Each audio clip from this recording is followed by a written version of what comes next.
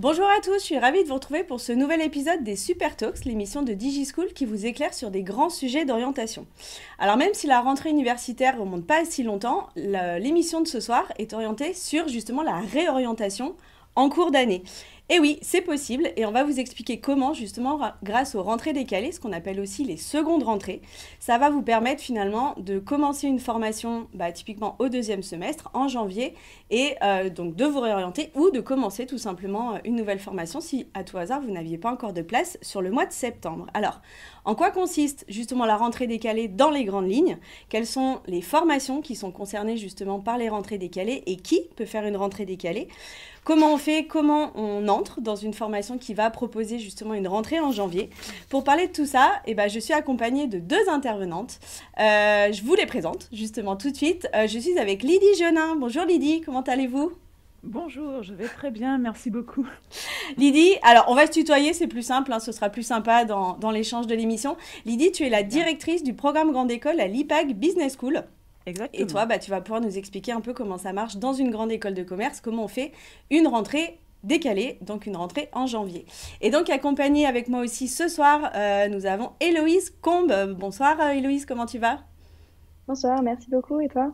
Ça va super, merci. Héloïse, tu es étudiante au programme justement Grande École de l'IPAC Business School. Et toi, justement, la particularité, c'est que tu as justement fait ta rentrée en rentrée décalée et tu vas pouvoir nous expliquer et expliquer aux personnes qui vont nous suivre ce soir et aux parents, justement comment ça se passe. Et tu vas nous partager un peu ton expérience.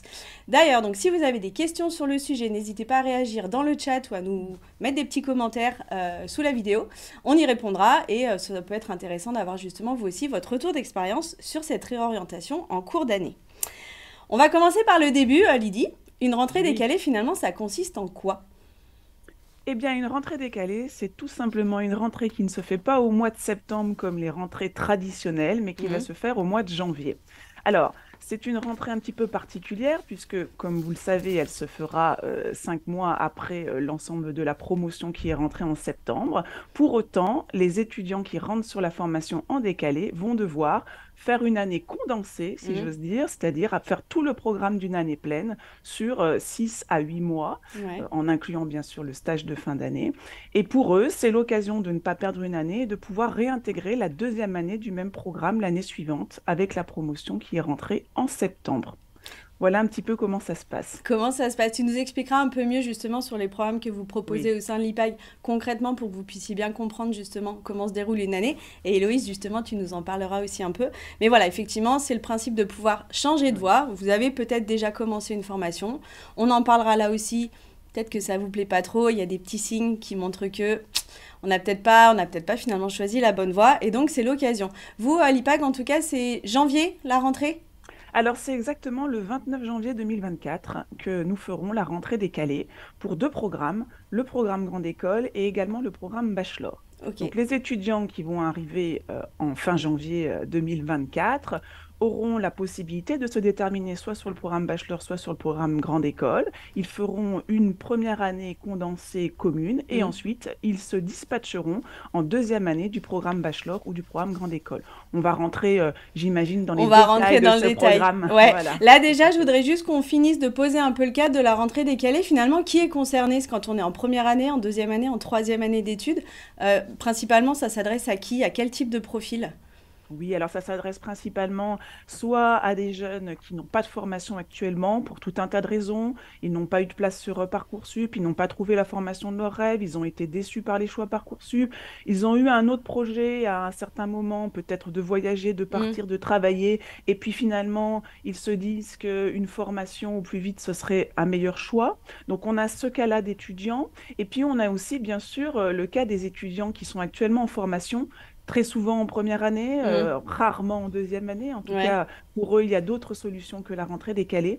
Donc, très souvent en première année. Alors, ça dépend. Ça peut être une première année d'école de commerce, une première année de médecine, une première année de prépa, une première année aussi à l'université, Ouais. que ce soit en sciences économiques ou voire même dans d'autres domaines, parfois très éloignés, pardon, des sciences du management. Mm.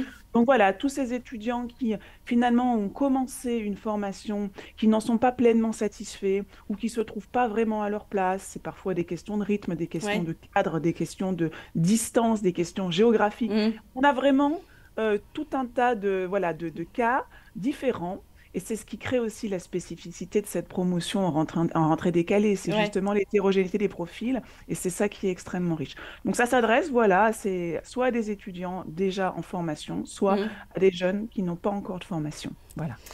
Est-ce que Héloïse, justement, on peut faire un petit aparté avec toi?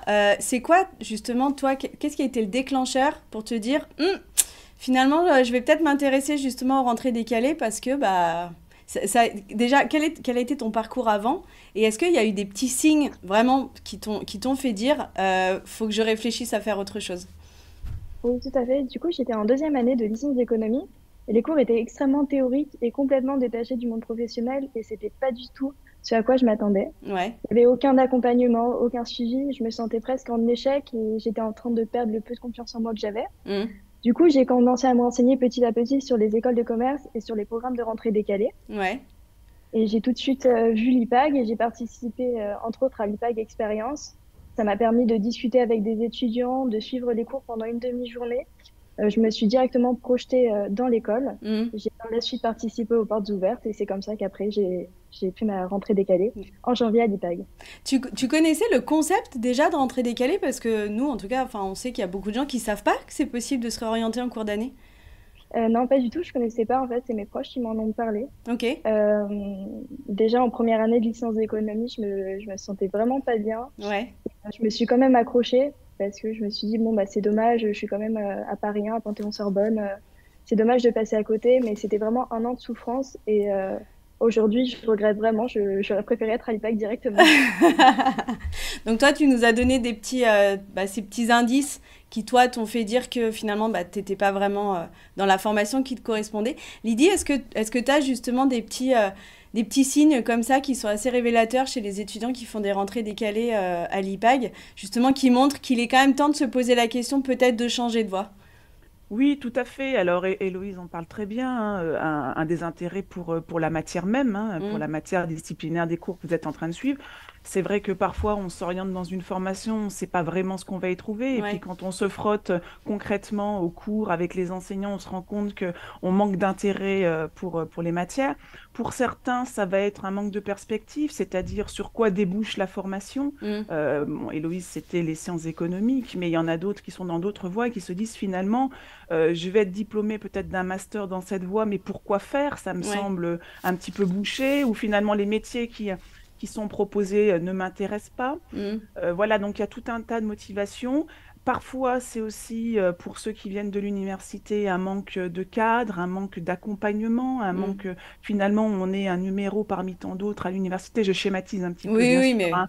Mais voilà, alors que certains vont avoir besoin peut-être d'une plus petite école avec un accompagnement, un encadrement. Vous voyez, donc il y a différentes motivations. Mm. Voilà.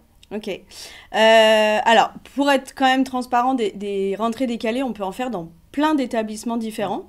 La spécificité, donc vous, à l'IPAC Business School, bah, c'est de pouvoir rentrer sur un programme en 3 ans ou un programme en 5 ans. Est-ce que là, justement, tu peux nous expliquer un petit peu, Lydie, les différences qu'il va y avoir déjà sur ces deux types de programmes, et puis quelles vont être les différences quand on rentre en janvier sur l'impact sur la première année?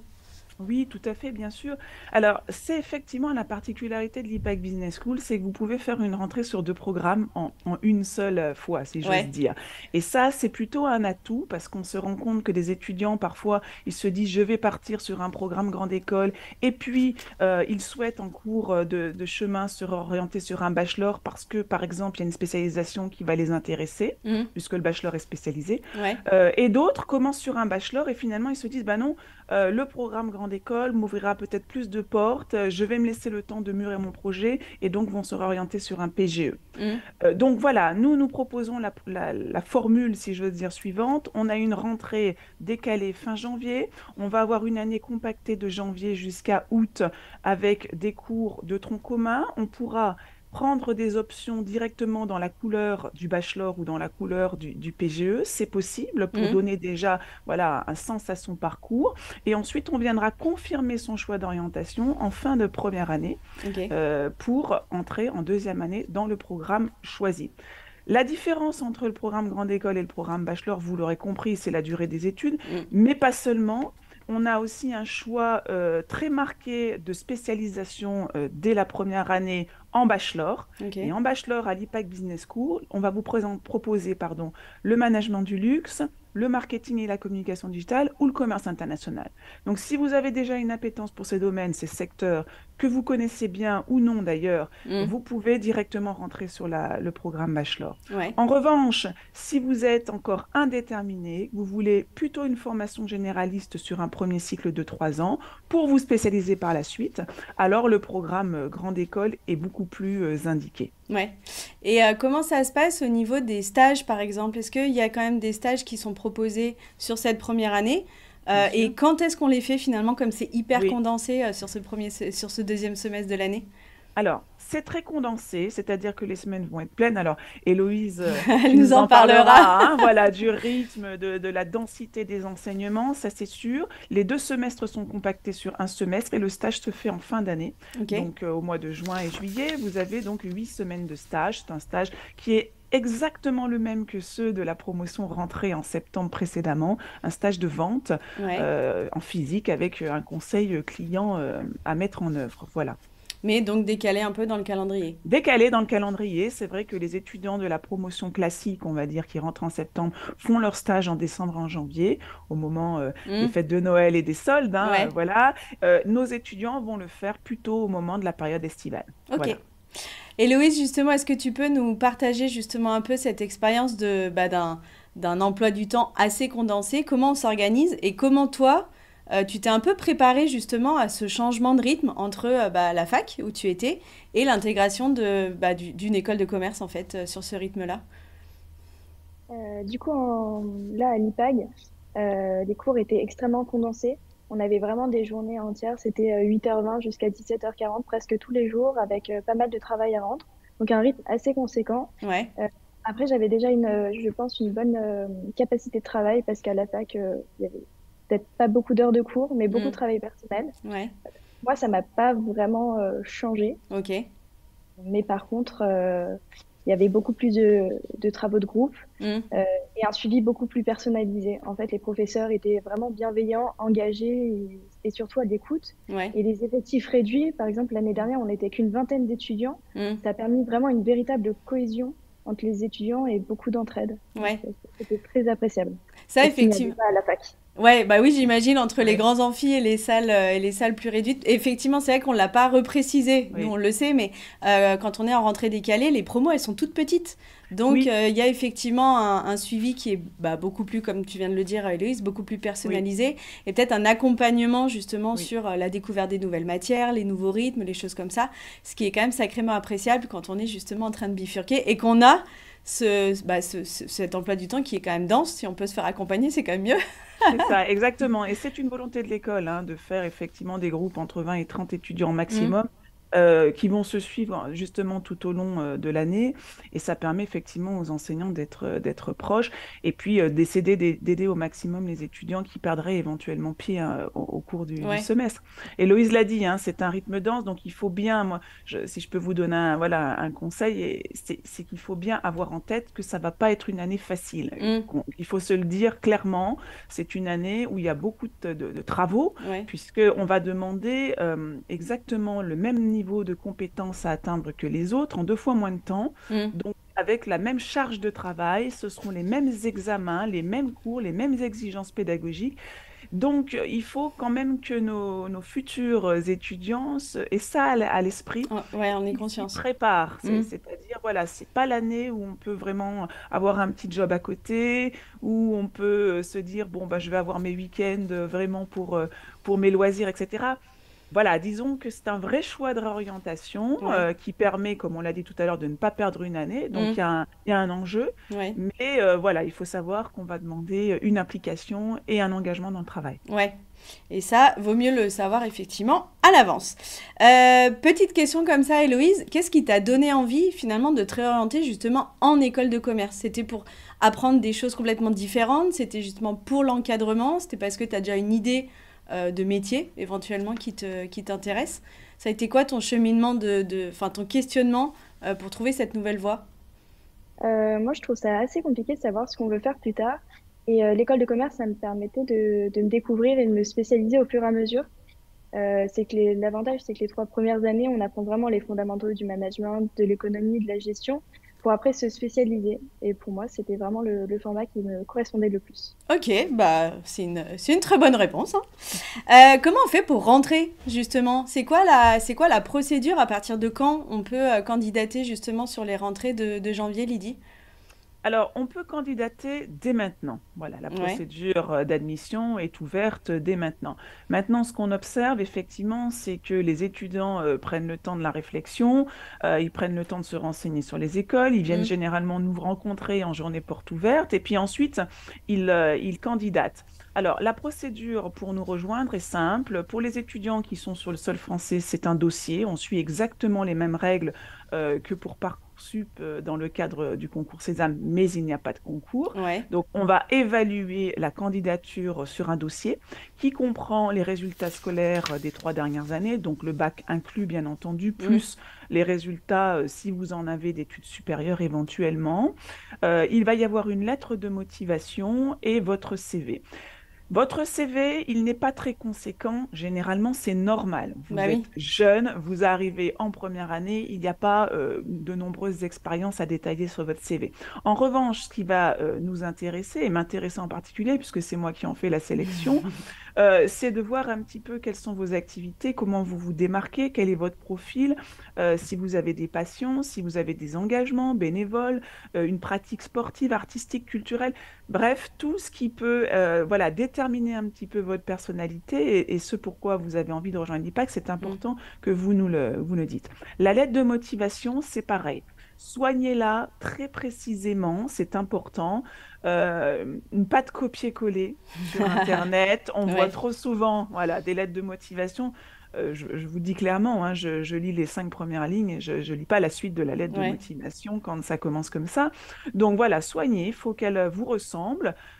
C'est important de nous dire voilà, quel est peut-être votre projet, mais aussi pourquoi vous souhaitez rejoindre l'IPAC. Ça, Mm. c'est important. Donc renseignez-vous, soit en venant nous rencontrer, soit sur le site Internet. Ça, c'est pour le dossier.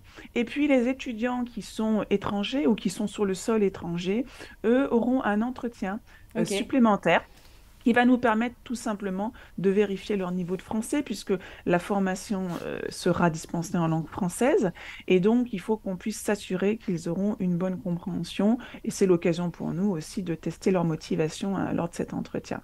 Tout se passe directement à partir de notre site internet. Vous allez sur la page de la rentrée des Calais, vous pouvez bien sûr vous renseigner au moyen de la brochure et des Mm. éléments qui sont dessus, et vous cliquez sur candidater. Ensuite, vous êtes basculé sur un portail d'inscription, tout simplement. Tout Voilà. simplement. Alors, à Oui, préciser, donc l'IPAG Business School, vous avez deux campus en France, tout un à à fait. Nice, un à Paris. Attention, par contre, les rentrées décalées ne se font que sur le campus de Paris. Ça, c'est Exactement. important quand même de Ça, c'est préciser. important de le dire. La rentrée décalée est exclusivement sur le campus de Paris, Beaugrenelle, plein centre-ville, en plein cœur du 15e arrondissement.